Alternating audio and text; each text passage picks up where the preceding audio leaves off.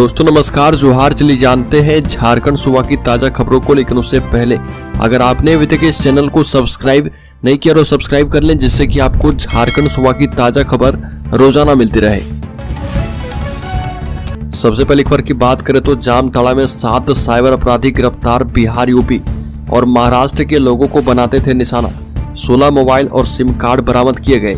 Jamtara cyber police ने 7 cyber अपराधी को गिरफ्तार किया है और ये साइबर अपराधी स्क्रीन शेयरिंग ऐप का इस्तेमाल करके मोबाइल से अहम जानकारी इकट्ठा करते थे और ठगी को अंजाम देते थे। साइबर अपराधी जिन इलाके के लोगों को टारगेट कर रहे थे उनमें बिहार, उत्तर प्रदेश और महाराष्ट्र के ज्यादातर लोग शामिल थे और इस छापेमारी में अहमद अंसारी, अफजल अंसारी, अजमल अंसारी, अमन अंसारी, गुलाम कौसर, शौकत अंसारी, हसन रजा और ये अपराधी लंबे समय से इस अपराध को अंजाम दे रहे थे और अब तक लाखों की ठगी कर चुके हैं।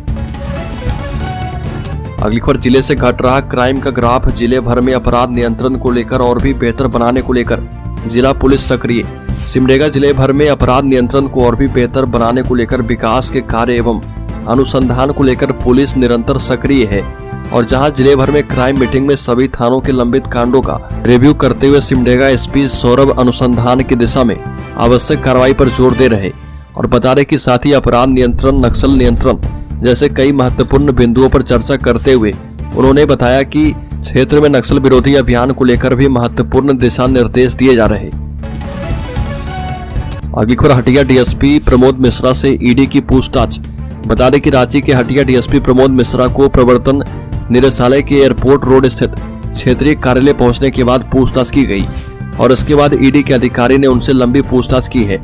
ईडी डीएसपी से साहिबगंज में हुए अवैध पत्थर खनन मामले सहित अन्य मामलों में पूछताछ कर रही है और मिश्रा पर आरोप है कि उन्होंने साहिबगंज में पोस्टिंग के दौरान पंकज मिश्रा के इशारे पर अवैध पत्थर खनन और परिवहन को बढ़ावा दिया था। अगली खबर की बात करें तो रांची के बुढ़मू जंगल से नक्सली दिलेश्वर गंझू गिरफ्तार किया गया है। बाइक बरामद किया गया है। रांची के बुढ़मू ठाकुर गांव पुलिस एवं स्पेशल क्यूआरटी को नक्सलियों के खिलाफ सफलता मिली है और टीएसपीसी के सदस्य दिलेश्वर गंझू को रांची के बुढ़मू प्रखंड के मक्का सिरम जंगल से गिरफ्तार किया गया और पुलिस उससे पूछताछ कर रही है। अभियान के दौरान एक बाइक भी पुलिस ने बरामद किया है। हालांकि कमांडर राहुल गंझू अपने एक साथी के साथ भाग निकला। बलिकर पार्टी जिम्मेदारी देगी तो विचार करेंगे। झारखंड के पूर्व मुख्यमंत्री हेमंत सोरेन को ईडी के द्वारा गिरफ्तार किए जाने के बाद से उनकी पत्नी कल्पना सोरेन के चुनावी मैदान में उतरने को लेकर कयास लगाए जा रहे। कल्पना सोरेन मुंबई में हुई इंडिया ब्लॉक की अहम बैठक शामिल होने पहुंची थी और वह मुंबई से रांची लौट आई है और उन्होंने कहा कि साजिश के तहत हेमंत सोरेन को फंसाया गया। साथ ही कल्पना सोरेन ने कहा कि अगर पार्टी मुझे जिम्मेदारी देती है तो मैं चुनाव लड़ने के बारे में विचार करूंगी। अगली खबर रांची में चलाया गया एंटी क्राइम चेकिंग अभियान। रांची में आपराधिक घटनाओं पर अंकुश लगाने के लिए विभिन्न इलाकों में एंटी क्राइम चेकिंग अभियान चलाया गया। कई चौक चौराहे पर और संवेदनशील स्थानों पर चलाए गए अभियान के तहत पुलिस ने बाइक और कार की जांच की। कागजात के साथ चालक की तलाशी भी ली गई। बड़ीकर भाजपा में शामिल हुई हेमंत सोरेन की भाभी सीता सोरेन दुमका से लड़ सकती है लोकसभा का चुनाव। झारखंड में बड़ी सियासी उठापटक देखी गई और झारखंड के पूर्व मुख्यमंत्री हेमंत सोरेन की भाभी और झारखंड मुक्ति मोर्चा की विधायक सीता सोरेन ने झारखंड मुक्ति मोर्चा के सभी पदों और राज्य विधानसभा से इस्तीफा देने के बाद दिल्ली में भाजपा का दामन थाम लिया। सीता सोरेन ने झारखंड मुक्ति मोर्चा की प्राथमिक सदस्यता से इस्तीफे का पत्र पार्टी सुप्रीमो शिबू सोरेन को भेजा था। पार्टी सूत्रों की माने तो सीता सोरेन चंपई सोरेन सरकार में मंत्री नहीं बनाए जाने से नाराज थी और सीता सोरेन झारखंड मुक्ति मोर्चा के केंद्रीय अध्यक्ष शिबू सोरेन के पुत्र दिवंगत दुर्गा सोरेन की पत्नी है। अगली खबर झारखंड में 1 से 11 सीट तक पहुंचा बीजेपी का ग्राफ। कांग्रेस का सुपड़ा साफ 4 चुनाव का हाल जानने। अलग झारखंड राज्य गठन के बाद 2004 में लोकसभा चुनाव के बाद भाजपा का दबदबा बढ़ता गया। तब एक ही सीट पर भाजपा जीत पाई थी और अगले चुनाव में 8 तो वर्तमान लोकसभा में 12 सीटों पर काबिज है और 2009 के चुनाव को छोड़ दें तो बीजेपी का मत प्रतिशत भी चुनाव दर चुनाव बढ़ता जा रहा। इसके उलट कांग्रेस का मत प्रतिशत लगातार गिरता रहा। राज्य में लोकसभा सीटों की वर्तमान स्थिति देखी जाए तो भाजपा के पास 14 में से 11 सीटें हैं, जबकि चुनाव से इन पहले सांसद गीता कोड़ा के भाजपा में शामिल हो जाने से कांग्रेस का खाता शून्य हो चुका है। तो दोस्तों खबरों में आगे बढ़े उससे पहले मैं आपको बता दूं कि गिव अवे विनर की घोषणा होने के बाद अगले 30 दिनों तक गिव अवे का दूसरा सीरीज शुरू हो चुका है और जो भी सब्सक्राइबर पूछे गए प्रश्नों का सही जवाब सबसे पहले और अगले 30 दिनों में सबसे ज्यादा बार देंगे उन्हें इस चैनल की तरफ से 1001 रुपए का गिव अवे दिया जाएगा। और वीडियो की नोटिफिकेशन सबसे पहले पाने के लिए आप चैनल को सब्सक्राइब कर लें और बेल आइकॉन जरूर दबा दें। तो इस क्विज सीरीज का चौथा प्रश्न है, CAA कानून क्या काम करेगा? इसमें पहला ऑप्शन है नागरिकता छीनेगा, दूसरा ऑप्शन है घुसपैठी को निकालेगा, तीसरा ऑप्शन है नागरिकता प्रदान करेगा और चौथा ऑप्शन है सिर्फ सिखों को नागरिकता देगा। तो जल्दी से इस प्रश्न का सही जवाब कमेंट बॉक्स में आप दीजिए और शामिल हो जाइए 3 लकी सब्सक्राइबर में जिन्हें 1001 रुपए का गिव अवे के तौर पर दिया जाएगा। तो चलिए फिर से बढ़ते हैं खबरों की ओर।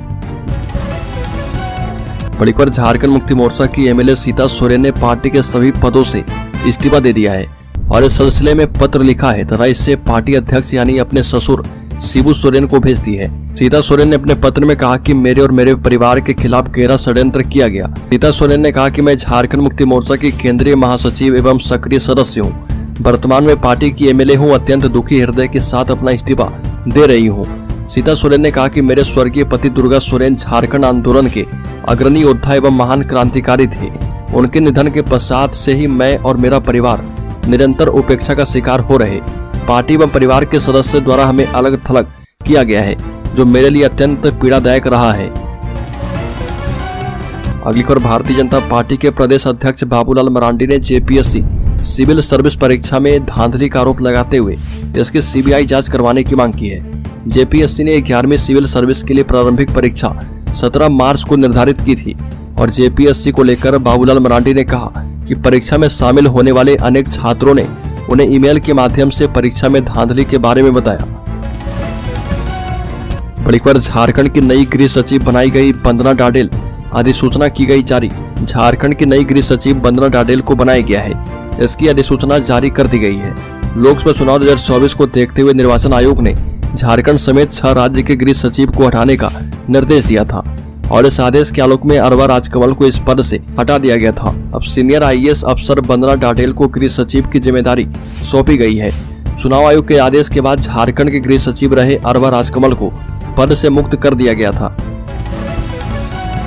अगली खबर, झारखंड प्रदेश कांग्रेस कमेटी के कार्यकारी अध्यक्ष बंधु तिर्की ने कहा कि झारखंड में नवगठित फिल्म विकास परिषद के सदस्य में किसी भी आदिवासी सदस्य को मनोनीत नहीं करना न केवल दुर्भाग्यपूर्ण बल्कि संबंधित अधिकारियों की अदूरदर्शिता को भी दर्शाता है। श्री बंधु तिर्की ने कहा कि यह चिंता के साथ साथ संवेदनशीलता और पारदर्शिता पर भी सवाल खड़े करता है, क्योंकि जिन आदिवासी और मूलवासी के लिए झारखंड का गठन किया गया है वहां भी यदि ऐसा परिषद गठित किया जाता है तो इसमें आदिवासी न हो तो यह न तो झारखंड के हित में है और न ही यहाँ की कला संस्कृति, भाषा, साहित्य और फिल्मों के हित में।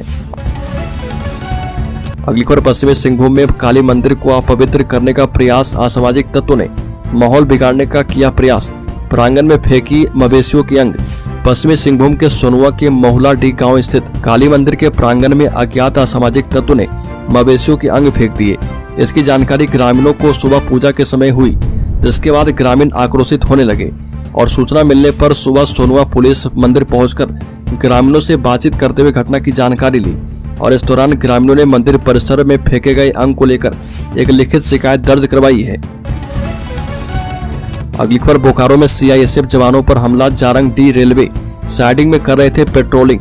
बोकारो जिला के जारंग डी रेलवे साइडिंग स्थित CCL B&K के प्लेटफॉर्म नंबर 1 पर पेट्रोलिंग कर रहे CISF जवानों पर अज्ञात कोयला चोरों ने हमला किया।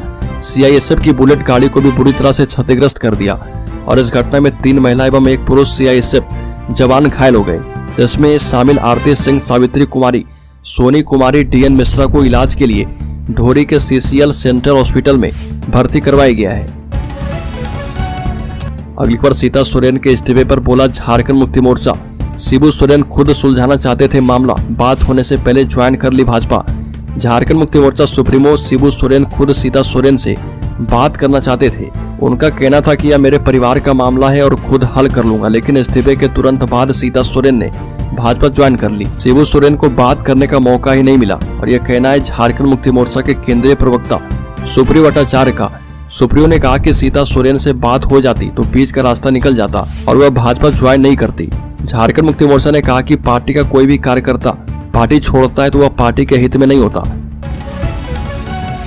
अगली खबर, बीजेपी में शामिल होने के बाद सीता सोरेन ने कहा कि झारखंड को झुकाना नहीं बचाना है, सभी 14 सीटों पर कमल खिलाएंगे। झारखंड के पूर्व मुख्यमंत्री हेमंत सोरेन की भाभी और विधायक सीता सोरेन ने भाजपा का दामन थामा और दिल्ली में बीजेपी मुख्यालय में विनोद तावड़े ने उन्हें पार्टी की सदस्यता दिलवाई। और इस मौके पर सीता सोरेन ने कहा कि झारखंड के महान सोरेन परिवार को छोड़कर मोदी जी के विशाल परिवार में शामिल हो रही हूँ। सीता सोरेन ने कहा कि मोदी जी पर लोगों के विश्वास को देखते हुए इस परिवार में शामिल हो रही। मैंने भी झारखंड में कई संघर्ष किए, 14 साल झारखंड मुक्ति मोर्चा में रही। मेरे ससुर और दिवंगत पति की अगुवाई में झारखंड अलग राज्य बना और उनका सपना राज्य के विकास का था, लेकिन यह अधूरा रह गया है। सीता सोरेन ने कहा कि मुझे उम्मीद है कि मेरे पति का सपना पूरा होगा और आने वाले दिनों में सभी 14 सीटों पर कमल खिलेगा। अगली खबर, झारखंड के शेयर होल्डर्स के लिए बड़ी खबर, 45% बढ़ सकता है इस फार्मा का शेयर। बता दें कि पीरामल फार्मा के शेयरों में 19 मार्च को दिन के कारोबार के दौरान 7% से अधिक की तेजी देखी गई और कंपनी के शेयरों में यह तेजी ब्रोकरेज फर्म जेफरीज की एक रिपोर्ट के बाद सामने आई है। दरअसल जेफरीज ने वित्त वर्ष 2025 के दौरान कंपनी के रेवेन्यू में शानदार ग्रोथ की उम्मीद जताई है, साथ ही इसके स्टॉक को खरीदने की भी सलाह दी। जेफरीज ने इसके शेयर के लिए 170 रुपए के टारगेट प्राइस का तय किया है और ब्रोकरेज ने कहा कि वित्त वर्ष 2025 में पीरामल फार्मा की सालाना रेवेन्यू ग्रोथ 12.5% रह सकती है। साथ ही उसने यह भी कहा कि कंपनी के पास इस अनुमान से बेहतर प्रदर्शन करने की क्षमता है। ब्रोकरेज ने कहा कि अगर पीरामल फार्मा सालाना 15% रेवेन्यू ग्रोथ हासिल करने में सफल होती है तो वित्त वर्ष 2025 में इसका ऑपरेटिंग प्रॉफिट करीब 45% तक बढ़ सकता है।